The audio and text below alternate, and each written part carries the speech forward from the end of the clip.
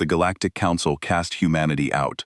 Then Earth returned to pass judgment. The chamber doors of the verdant spire exploded inward in a shower of molten alloy, and for the first time in 400 years, silence fell over the Galactic Council.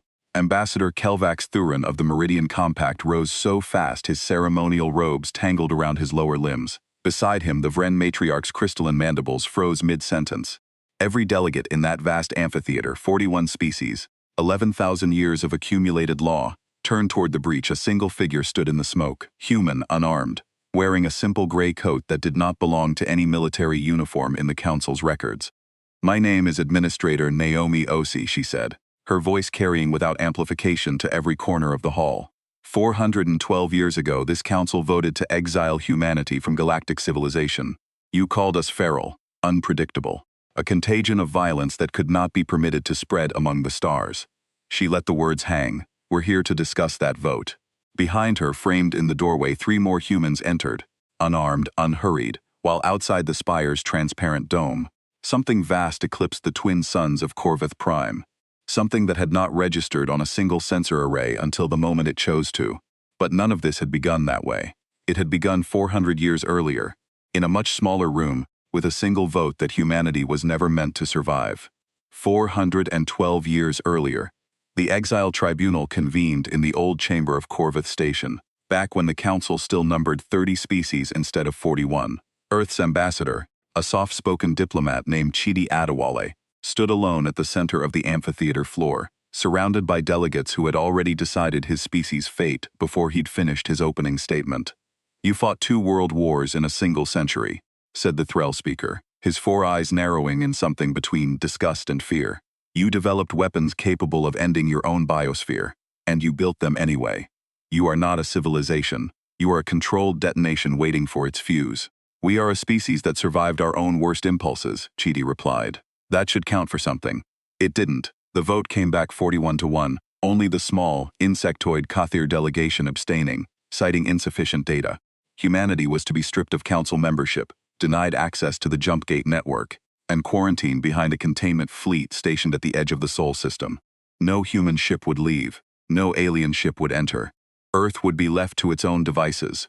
Forgotten.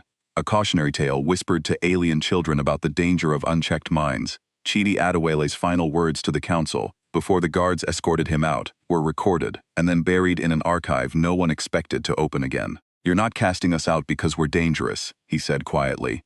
"You're casting us out because you're afraid of what we'll become if you don't."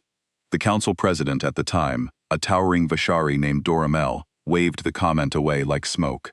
"Sentiment," he said. "Humans are so fond of sentiment." He would not live to see how right the small human diplomat had been. Earth did not collapse. That was the first surprise. Buried in reports the council stopped bothering to read after the first 50 years. Cut off from Jumpgate technology, humanity turned inward, and then quietly, upward. Without alien technology to lean on or alien wars to distract them, humans spent 4 centuries doing what they had always done best. Solving problems nobody thought they could solve, on a timeline nobody thought was possible. They didn't build weapons first. That was the second surprise, though no alien historian would learn of it for centuries.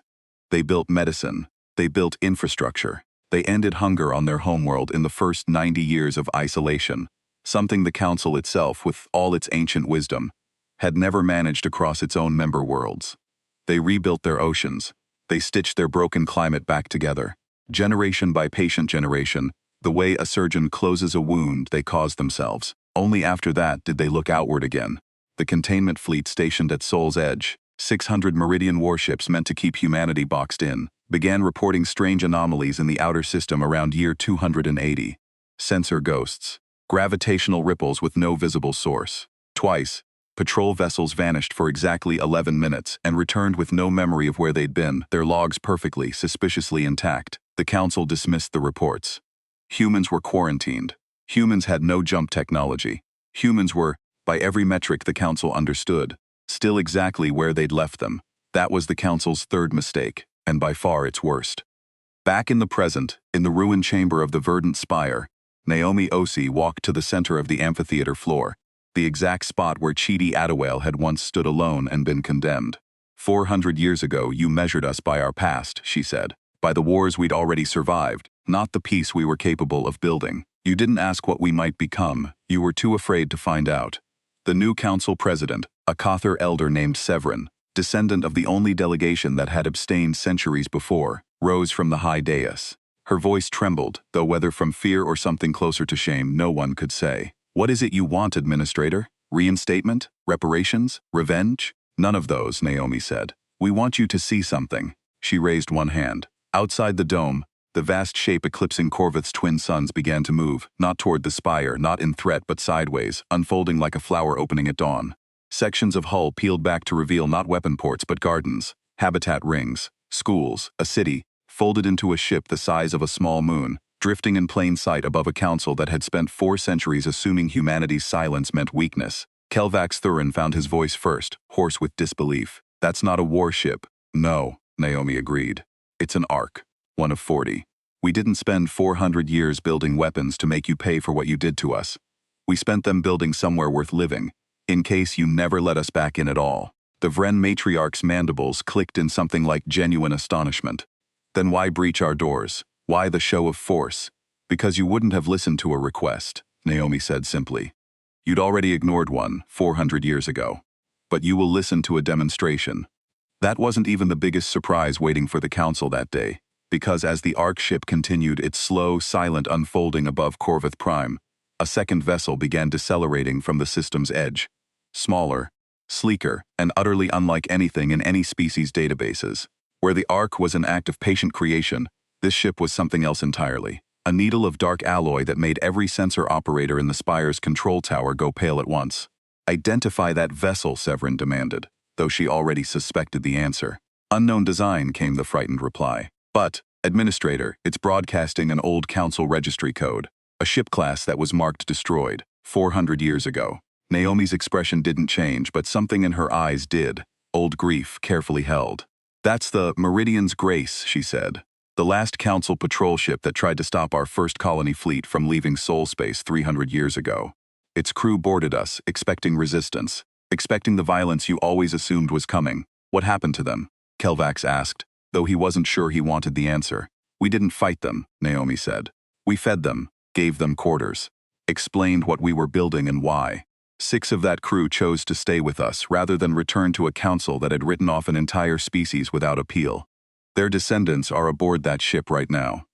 They asked to come home today, to see if the council they left behind had changed at all. The chamber fell silent again, differently this time. Not the silence of shock, but of dawning shame. The council had made a terrible mistake, and every delegate in that chamber now understood it in the marrow of their bones. 4 centuries of assumed superiority, of quarantine dressed up as prudence, unraveling in the space of a single afternoon. You could have told us, Severin said quietly. Sent word. Proven yourselves gradually. Why come now like this, all at once? Naomi considered the question carefully before answering, because it deserved a careful answer. Because gradual proof only works on people willing to be convinced, she said. You weren't. Not for 400 years. Every quiet signal we sent toward the containment fleet, every ship that slipped past your patrols without incident, every human who could have attacked and chose not to, you explained all of it away. Sensor error. Coincidence. Anything except the truth, because the truth would have meant admitting you were wrong. She looked around the chamber, meeting as many eyes as she could. Threll, Vren, Meridian, Cathar, 41 species who had once agreed unanimously, save one abstention, that humanity was too dangerous to exist among them. So we stopped trying to convince you quietly, she said. We decided that if you were going to judge us, you'd judge the truth. All of it. At once. Impossible to explain away. The vote that followed took 3 days. The longest deliberation in council history. Longer even than the original vote to exile humanity in the first place. Delegates who had inherited their seats from ancestors who cast that first ballot found themselves arguing not about whether humanity was dangerous, but about what their own species owed to a wrong 4 centuries old. In the end, the vote was not unanimous. The old Threll delegation, descendants of the speaker who'd called humans a controlled detonation, voted against reinstatement even now, unable to let go of a fear inherited rather than earned. But 39 of 41 species voted to welcome Earth back, not as a quarantined curiosity, not as a defeated supplicant asking forgiveness, but as an equal, on terms humanity itself would help write for the first time in council history. Naomi Osei stood once more at the center of the amphitheater floor, in the place where a diplomat named Chidi Adewale had once been condemned and cast out. "There's an archive record," she said, "of the last words our first ambassador spoke in this chamber. 400 years ago. He said you weren't casting us out because we were dangerous. You were casting us out because you were afraid of what we'd become if you didn't." She let the silence stretch, giving every delegate time to remember, or to look it up, or simply to feel the weight of it. "He was right about the fear," she said, "but he was wrong about one thing. We didn't become something to be afraid of at all." Outside the dome, the Arkship continued its slow unfolding above Korvoth Prime, gardens catching starlight, children's laughter drifting faintly through open habitat rings. 400 years of quiet, stubborn hope made suddenly, undeniably visible to a galaxy that had never once bothered to ask what humanity might build if simply given the chance. "We just became what you were too afraid to let us prove we already were." The council president rose, and for the first time in 4 centuries, the gavel that fell was not one of exile, it was one of welcome.